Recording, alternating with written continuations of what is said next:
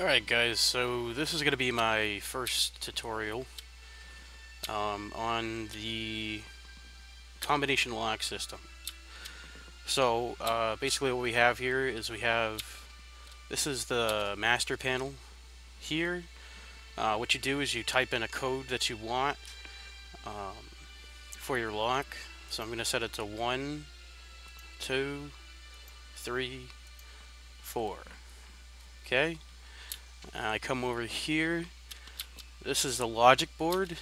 The gates that I have set up here, there might be a modified version of an already existing gate, but for the purposes of this tutorial, I'm just going to call them pass gates, so they don't work like the normal ones were. So basically, what it is you come over here, you set it up. Only one can be used. It's a 4-column combination. So if I sit here and I change this here, okay, I just changed that one from 1 to 4. It's now changed it over here. Alright, put this back. Obviously this is not a code you probably want to use, simple 1, 2, 3, 4, but it's easy to remember here for the process of demonstrating this. When I check the light on over here, okay, comes over here onto this board. This orange light that I have here is basically just a notification. It doesn't really need to be there.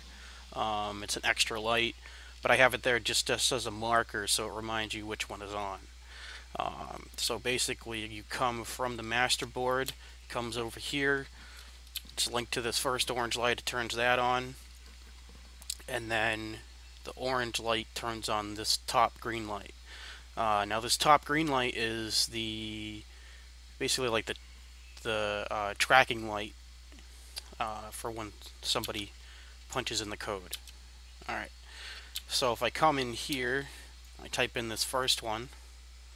Alright, it's 1, it's correct. So what it does is it turns off this top light, and if it turns off that marker light, it then comes down here and it turns this one on, which in sequence turns this one on. Okay, and when I always want this top light, this marker light, to be on, because I don't want to lose that marker when it's toggled. All right, so come over here, I shut this off. Okay, those other two lights are now off. So right now we just have the marker light and it's not entered. So if I come over here and mark it again,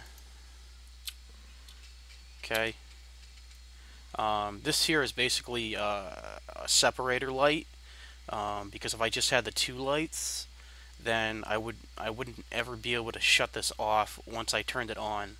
So I need this third light in the sequence, and I'll get back to that when I separate this out. This is going to just be a quick overall tutorial, and then the next one I'll cover these nodes here.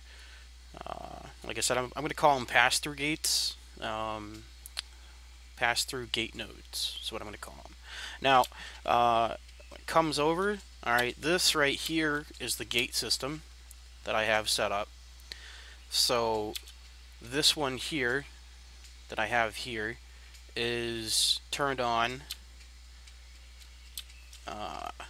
by this light here. When this light here, this I think this is blue. This is a blue light that I have. Might be indigo, but whatever it is, whatever color it is, get the point.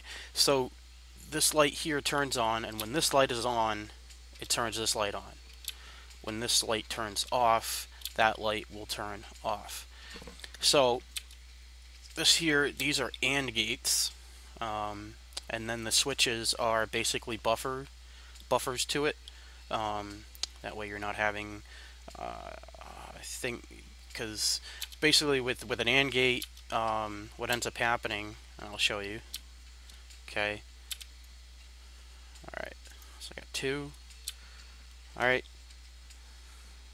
So this is basically the input for the AND gate, which just comes from the output of that pass-through node for the second one.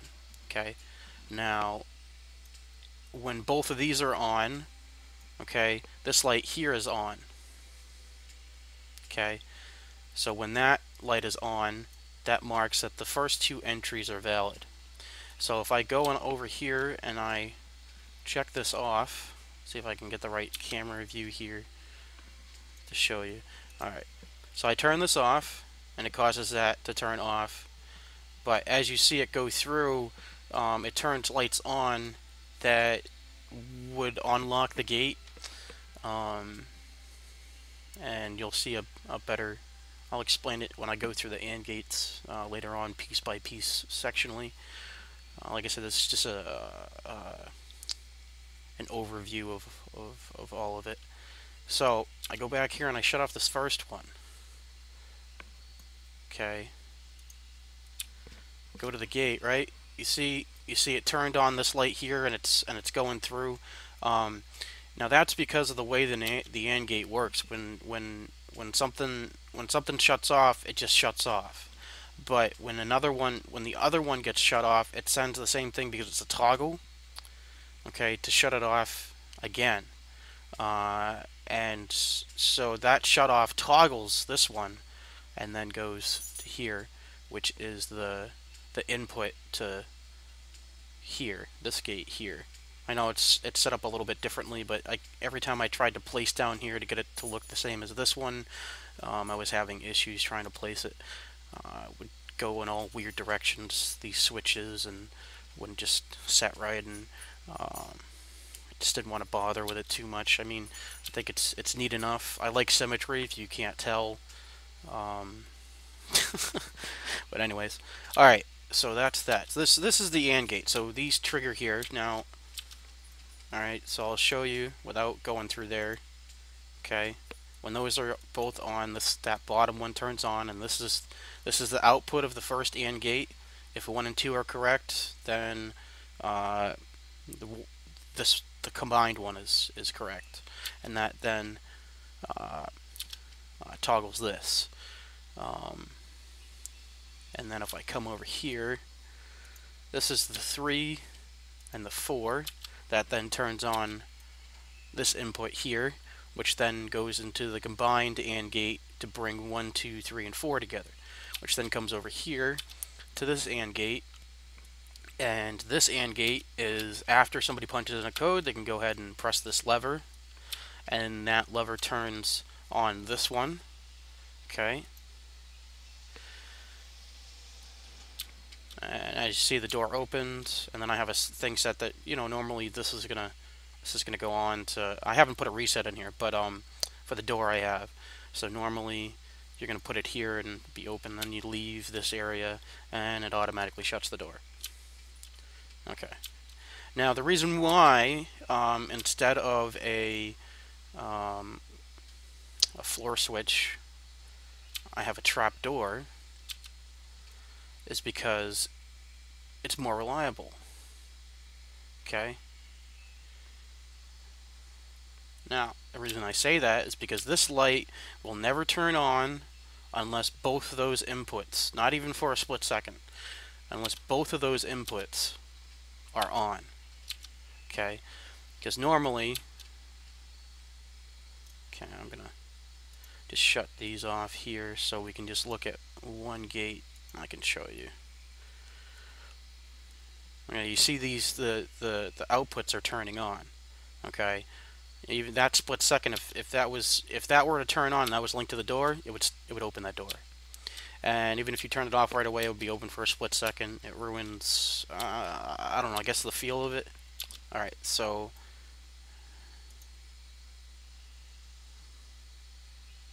okay, all right, so this is the input here.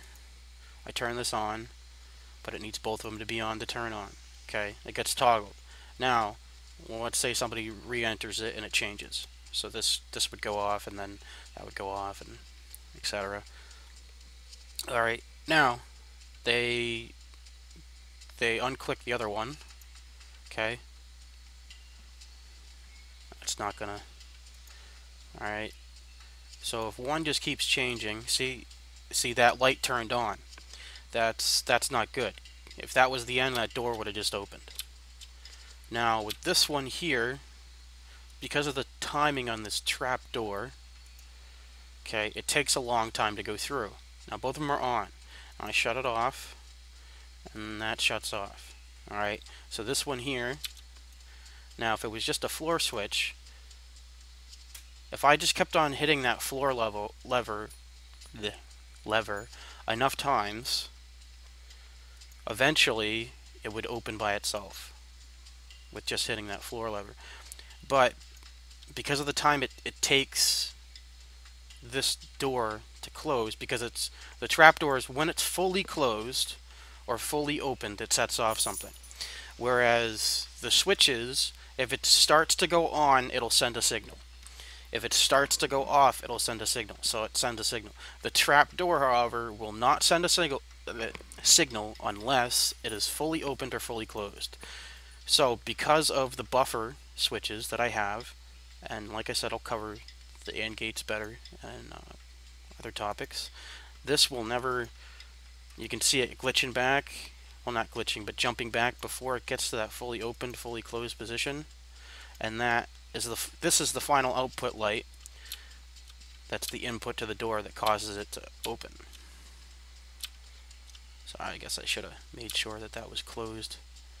Okay. So I can sit here and hit this all day. And this light, like I said, is triggered by that lever. And because of this trap door, because the animation takes long, it gets shut off before it reaches its fully closed, fully open state. Okay? So, I didn't need to bother with that over here. I mean, I've still got the buffers that will, you know, shut everything off because of the way the AND gate works. But I didn't bother with the timing. I can probably change these switches out to light since I'm not worried about this, because I only need to worry about the final end.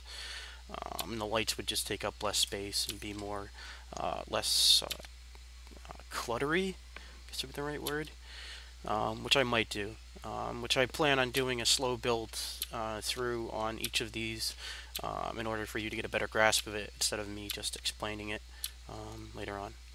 Alright, so I think that covers it for the overview. So basically, this is the master lock, and you can just change the combo at will. And you see this setting off because of the pass-through switch, because that light gets turned on, and everything like that. So, alright. Everything else I'll try to cover base by base. I just shut these off. It just shuts things off. I do plan on building a master reset switch that will shut everything off, instead of having to click, you know, 4 times. I mean, it's still pretty nice that I only have to click 4 times and it resets the whole board. So, but that's that. And piece by piece tutorials to come. All right.